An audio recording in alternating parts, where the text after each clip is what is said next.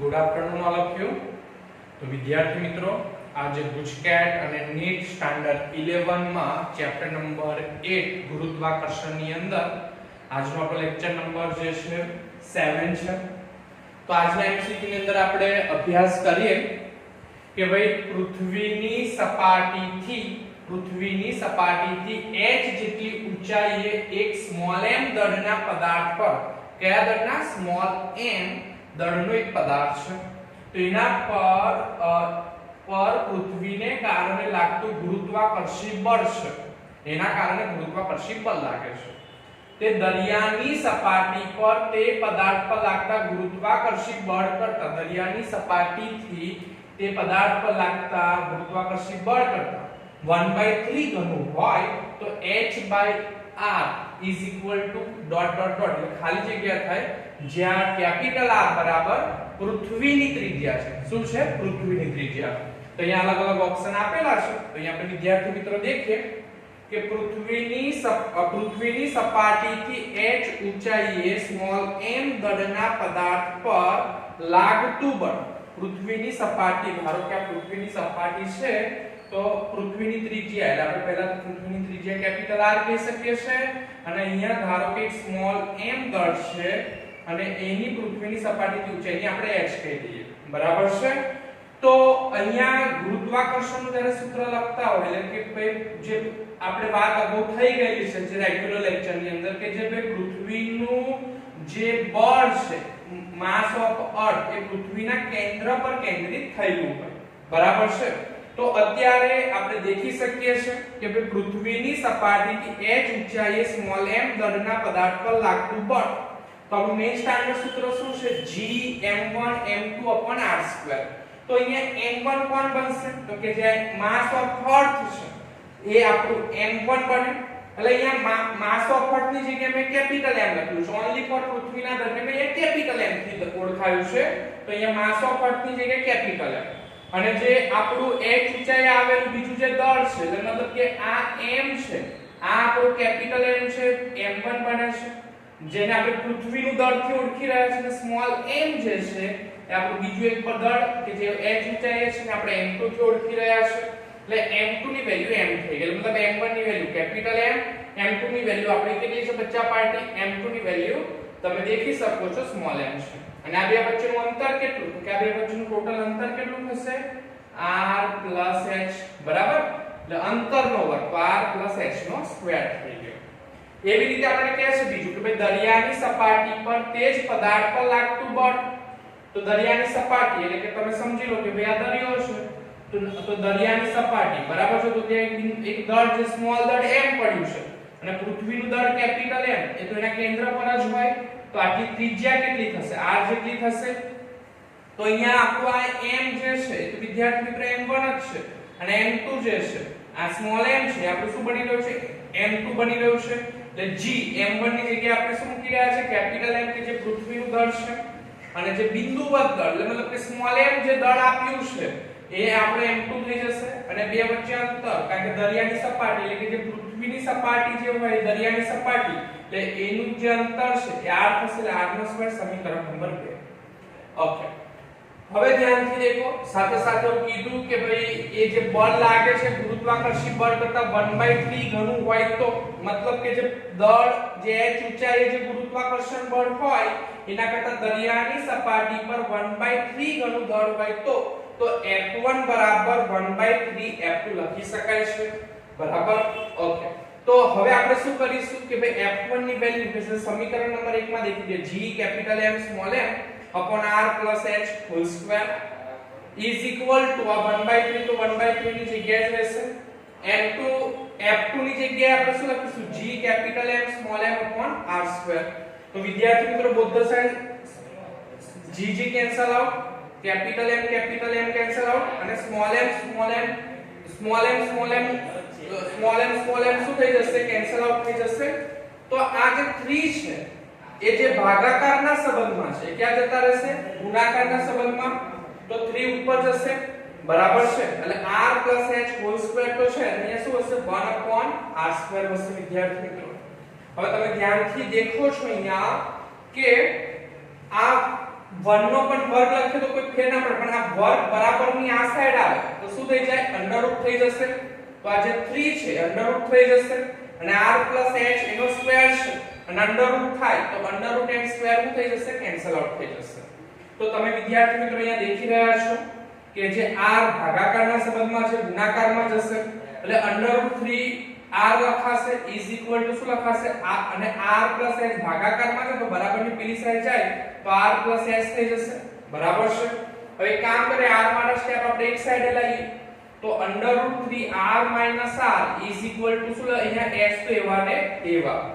તો આમાંથી શું કોમન નીકળી રહ્યું છે તમે દેખી રહ્યા છો, આમાંથી કેપિટલ R ને કોમન કાઢ લઈએ તો શું હશે, √3 1 ઇઝ ઇક્વલ ટુ h, બરાબર. તો અહીંયા આપણે દેખીએ કે ભાઈ r જે ગુણાકારના સંબંધમાં છે બરાબરની પેલી સાઈડ લેજો તો h/r ઇઝ ઇક્વલ ટુ કેટલા વધશે, √3 1. તો વિદ્યાર્થી મિત્રો √3 ની વેલ્યુ કેટલી આવે તો 1.732 1 દેખાઈ રહ્યા છે તમને. તો 1.732 1 માંથી આપણે બાદબાકી કરીએ તો કેટલા વધશે, 0.732. કેટલા વધશે, 0.732. તો આપણો B answer is the right answer. Okay, હવે આપણે MCQ નંબર 2 પર આગળ વધીએ. તો અહીંયા દેખાય છે કેપિટલ R ત્રિજ્યાની પૃથ્વીની સપાટી પર, કેપિટલ R ત્રિજ્યાની પૃથ્વી છે એટલે કે પૃથ્વીની ત્રિજ્યા અહીંયા તમને કેપિટલ R આપેલી છે. તો એના પર રહેલો 1 કિલોગ્રામ દળવાળા પદાર્થ પર ગુરુત્વાકર્ષણ બળ 10 ન્યૂટન લાગી રહ્યું છે. ચલો પહેલા આપણે આટલાનું સૂત્ર બનાવી દઈએ કે ભાઈ પૃથ્વીની સપાટી પર 1 કિલોગ્રામ, એટલે એક્ઝામ્પલ બતાવો કે ભાઈ પૃથ્વી છે એનું દળ અહીંયા આપણે જે ગણતરીમાં લઈએ છીએ કે માસ ઓફ અર્થ એના કેન્દ્રમાં એનું દળ કેન્દ્રિત થયેલું હોય તો આ પૃથ્વીની જે સપાટી છે બચ્ચા પાર્ટી, તો એ સપાટી પર ધારો કે 1 કિલોગ્રામ પદાર્થ હોય મતલબ કે બીજું માસ સ્મોલ a અને આપણે સ્મોલ m કહી દઈએ તો સ્મોલ m નું 1 કિલોગ્રામ માસ છે. તો આ બે વચ્ચેનું અંતર અહીંયા પૃથ્વીની સપાટી પર છે મતલબ કે પૃથ્વીની સપાટીને અહીંયા કેપિટલ R કીધી કે કેપિટલ R ત્રિજ્યાની પૃથ્વીની સપાટી, બરાબર છે.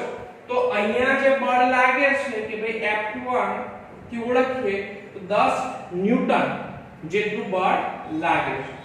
ચાલો તો આનું સૂત્ર બનાવી દઈએ તો F1 G m1 m2 r². તો અહીંયા m1 એટલે આપણો અહીંયા શું થશે, તમે હવે જાણી ચૂક્યા કે કેવી રીતે લખી હોય, કેવી રીતે લખાય છે, માસ ઓફ અર્થ ને આપણે m1 કહી દઈએ અને સ્મોલ m ને આપણે શું કહી દઈએ, m2 કહી દઈએ. તો હા આપણે અહીંયા જે નંબરિંગ થયેલું છે અહીંયા ધ્યાનથી તમે દેખશો તો જે નંબરિંગ તો me હા અને અહીંયા જે નંબરિંગ થયેલું છે અહીંયા m1 અને અહીંયા જે રીતે આપી રહ્યા છે તો અહીંયા આપણે લખી દઈએ m1 કહી દઈએ અને અહીંયા માસ ઓફ અર્થ કે જે આપણું m2 બની રહ્યું છે, કોઈ વાંધો નહીં. એટલે અહીંયા m1 અને me એટલે મતલબ કે અહીંયા વિદ્યાર્થી મિત્રો m1 m2 ના જોવું હોય તો પણ તમે એ રીતે સીધું કન્સિડર લખી શકો છો. બે દળ કોણ છે, કોની બે કયા બે દળ વચ્ચે ગુરુત્વાકર્ષણ બળ લાગે છે તો તમે દેખી શકો છો કે ભાઈ અહીંયા માસ ઓફ અર્થ અને જે આપણે 1 કિલોગ્રામ નું દળ કે જેને આપણે m1 થી ઓળખીએ જે રીતે રકમમાં લખ્યું છે એ રીતે તો આપણે m1 લખી દઈએ અને બે વચ્ચેના અંતરને અહીંયા મેં r1 બતાવ્યું છે તો અહીંયા r1 નો સ્ક્વેર કરી દઈએ, બરાબર છે.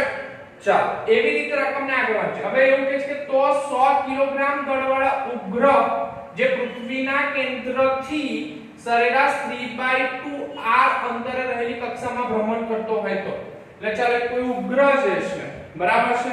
હવે તો પૃથ્વીની સપાટી પર હોય ને તો એ ઉપગ્રહનું પહેલા તો આપણે દળની વાત કરી દઈએ કે ભાઈ જે દળ છે ઉપગ્રહ કે જેને આપણે ઉપગ્રહને આપણે m2 થી ઓળખીએ આ ઉપગ્રહ થઈ ગયો આપણો. તો એનું જે દળ છે એ પહેલા તો એને m2 એટલે 100 કિલોગ્રામ છે અને એનું અંતરની વાત કરીએ તો વિદ્યાર્થી મિત્રો વડે આપણે અંતરને અહીંયાથી ચાલો ને પૃથ્વીના કેન્દ્રથી r2 વધારી લઈએ પછી રિલેશન બનાવીએ છીએ, બરાબર છે. તો r2 તો ઉપગ્રહ પૃથ્વીના કેન્દ્રથી સરેરાશ 3/2 r અંતરે રહેલી કક્ષામાં ભ્રમણ કરતો હોય તો તેના પર લાગતું ગુરુત્વાકર્ષણ બળ કેટલું, એટલે કે ભાઈ એ વખતનું ગુરુત્વાકર્ષણ બળ એટલે કે F2 શોધવાનું આપણને અહીંયા કહે છે.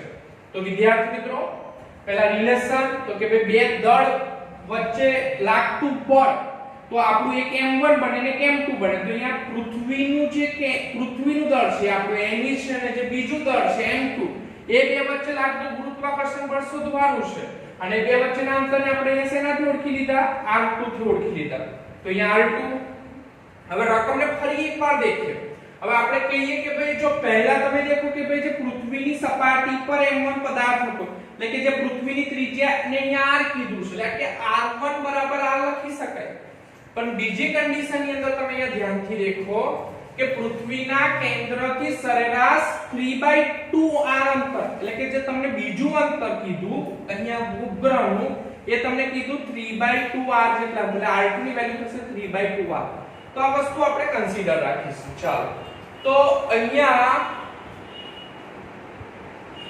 r1 જે gme/m1/r1² gme/m2/r2² તો વિદ્યાર્થી મિત્રો આ બેનો આપણે ગુણોત્તર લઈએ તો f2 ના છેદમાં f1 તો f2 ની વેલ્યુ મૂકી દો અને f1 ની વેલ્યુ મૂકી દો તો અહીંયા તમે દેખો છો કે આપણે અહીંયા જ્યારે નીચેથી ઉપર જાય તો ઉલટું થઈ જશે એટલે r1/2/gme/m1 લખાશે તો શું કેન્સલ આઉટ થઈ રહ્યું છે તમે દેખો gg કેન્સલ આઉટ થઈ ગયા me કેન્સલ આઉટ થઈ ગયા તો વધ્યું શું તો વધે છે અહીંયા m2/m1 r1/r2² તો અહીંયા તમને દેખાય છે કે ભાઈ મેં અહીંયા m2 ની વેલ્યુ મૂકી દીધી કેટલી મૂકી દીધી 100 મૂકી દીધી m1 ની વેલ્યુ મૂકી દીધી કેટલી મૂકી દીધી 1 કિલોગ્રામ મૂકી દીધી હવે અહીંયા દેખો સાથે સાથે r1 ની જગ્યાએ મેં શું લખી દીધું છે r અને અહીંયા જે તમારો r2 વધે છે તો r2 ની જગ્યાએ લખી દીધું 3/2r અને બંનેના વર્ગ અલગ અલગ ના આપણે હોલ સ્ક્વેર આપી દો તો પણ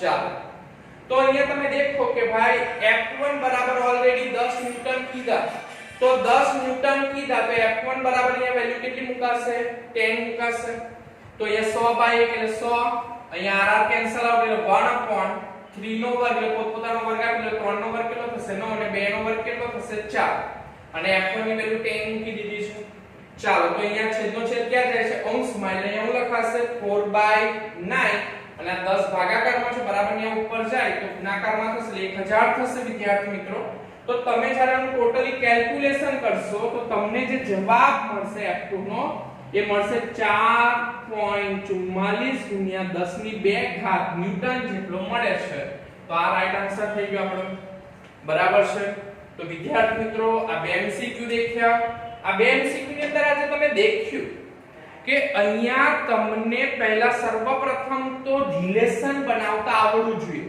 મેઈન સ્ટાન્ડર્ડ ફોર્મ્યુલા એક છે કે ભાઈ f gm1m2/r² પરંતુ એ વખતે અહીંયા તમને એક વખતે કીધું કે પૃથ્વીની સપાટીથી h ઊંચાઈ અને પછી કહે છે કે દરિયાની સપાટી બરાબર છે તો એ વખતે તમને રિલેશન બનાવતા આવડવું ખૂબ જ જરૂરી છે તો રિલેશન બની જશે તો દાખલા આપણે ઈઝી છે તો આ સાથે આજનો વિડિયો લેક્ચર પૂરો થાય છે જય હિન્દ જય ભારત નમસ્કાર